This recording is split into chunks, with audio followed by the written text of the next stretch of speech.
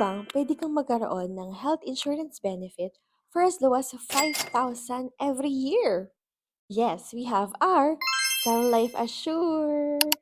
Hindi mo kailangan ng malaking budget to start your insurance plan. Pero ano nga ba yung benefit na makukuha mo pag nag-start ka kahit 416 pesos lang every month? Hi, I'm Bri.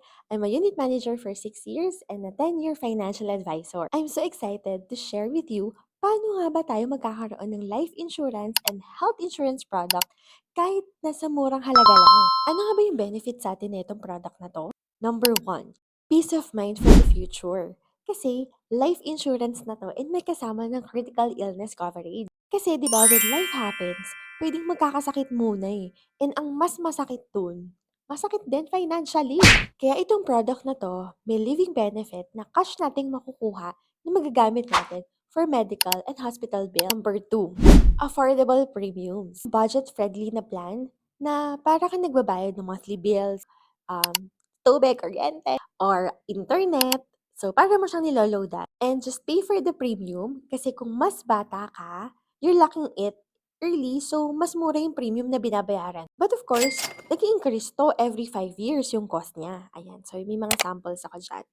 Kasi, syempre, mas tumatanda tayo. Number three, we have critical illness or health insurance coverage that can cover yung mga heart attack, stroke, cancer, and many more.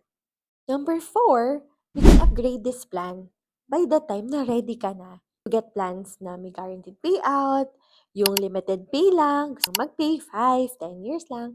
You also have products na may mga balik bayad. Now, kung gusto mong malaman kung ano yung sinasabi kong product na para ka nagsisave lang, kasi hindi natin nagamit yung critical illness or life insurance, pwedeng mabalik sa'yo yung binayad mo. So, I suggest watch my next video. Now, if you want to know more about this product, message me direct. Want your computation na para sa'yo, type my name, BRY, sa comment section and follow for more.